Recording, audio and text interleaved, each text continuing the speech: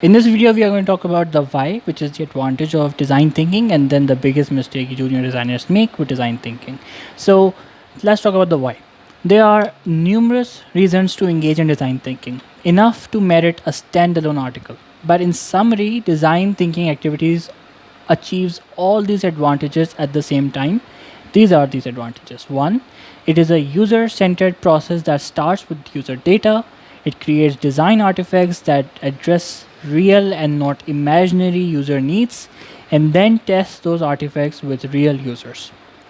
So it's a user centered process. Then it leverages collective expertise and establishes a shared language and buy-in amongst your team. So it's a collective effort between design, between research, between product, between engineering, between brand, between marketing. So when all of this collective expertise is involved and it establishes a shared language and buy-in, you are guaranteed to have something innovative on your hand. Then it encourages innovation by exploring multiple avenues for the same problem. In the if we saw this in the explore stage in the how. So in the explore, when you are ideating and then you are prototyping and then you research, then you test again and then you ideate again. These reiterations, they actually lead to something innovative because you have explored multiple avenues for the same problem, right? And iterations are always good for quality. So Jacob Nielsen says a wonderful interface solving the wrong problem will fail.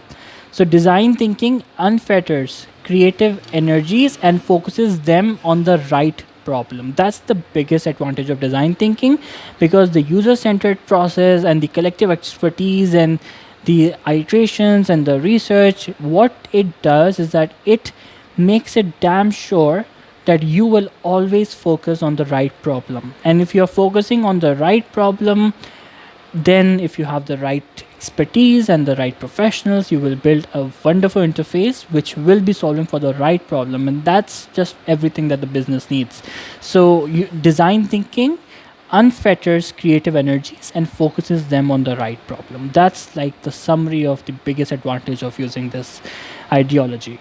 Then the biggest mistake junior designers make with design thinking, they think of it as a step-by-step guide, which is incorrect, which I have been talking about in my videos. Don't think of it as if it were a prescribed step-by-step recipe for success. It's not. Instead, use it as scaffolding or a framework to support you when and where you need it. Be a master chef, not a line cook. Take the recipe as a framework and then tweak as needed. It's just there to have a to for a reference, right? It's not a step by step guide you have to follow in any case. It's just a scaffolding to support you when and where you need it.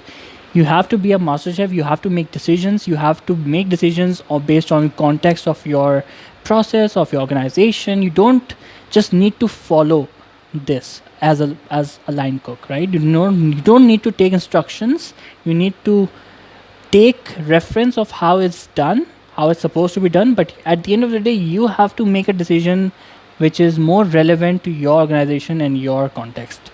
So take the recipe as a framework and then tweak it where as needed based on your context.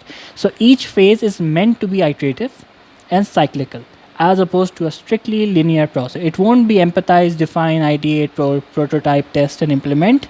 It would be empathize, define, maybe back to empathize, then define, then ideate, and then ideate from back to define, then back to empathize. So this is iterative, but the general flow of the product would be from understand to explore to materialize. That's the general flow it will go until you reach the implementation stage. But but there will be many iterations before you get to this, and as it should, right? Nobody can build perfect designs on one go. It is common to return to the two understanding phases, empathize and define, after initial prototype is built and tested. It's very common. Like if you have built a prototype, you can go back to empathize and define if that's what your research has led you to. So this is not. So this is because it is not until wireframes are prototype and your ideas come to life that you are able to get a true representation of your design, and that's true in prototype. Until you don't have wireframes and prototypes or high fidelity designs, you don't get a true representation of what your design actually is, because before it, everything is abstract. So for the first time, you can accurately assess if your solution really works.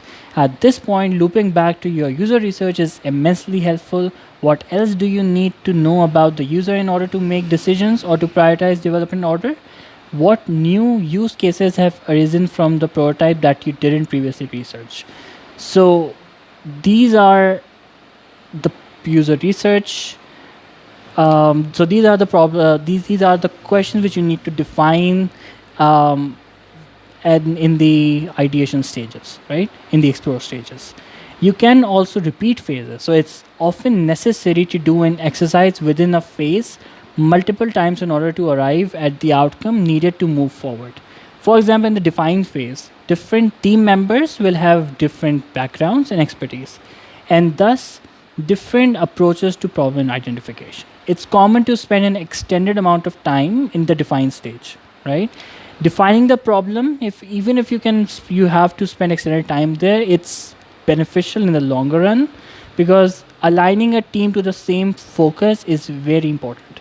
Repetition is necessary if there are obstacles in establishing buy-in.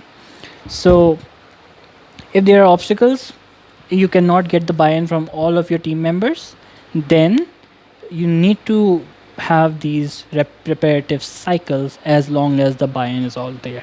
Because if the buy-in is not there, then it means that something is lacking in your product, right? And if there is this misalignment within your team, implementation will not go as smoothly. So the outcome of each phase should be sound enough to serve as a guiding principle throughout the rest of the process, and to ensure that you never stray too far from your focus. So the outcome of each phase, like if it's the define stage, the outcome is sound enough that it can be a guiding principle for the next stage. So the define the outcome would be the problem statement. It should be solid enough that it can guide you in the ideation stages. From the ideation stages, if you have some low fidelity sketches or something which can guide you in the prototype stage, in which you can use to build medium or wireframes or high fidelity sketches or frameworks. So every outcome from each stage should be a guiding principle for the next. If it's not sound enough, repetition is important. So yeah, that's the biggest mistake that junior designers make, is that they don't they think of this as a step-by-step guide, step-by-step recipe, but it's not a recipe, it's just a framework you need to use as a reference. And until you don't have sound outcome from each phase, you need repetition in there until you have buy-in from all your team. And that would be all for design thinking 101. I think we have talked about everything from history, the what, the how, the why, and the thing you need to be considerable about. So I hope this was helpful. I will see you in the next video. Thank you.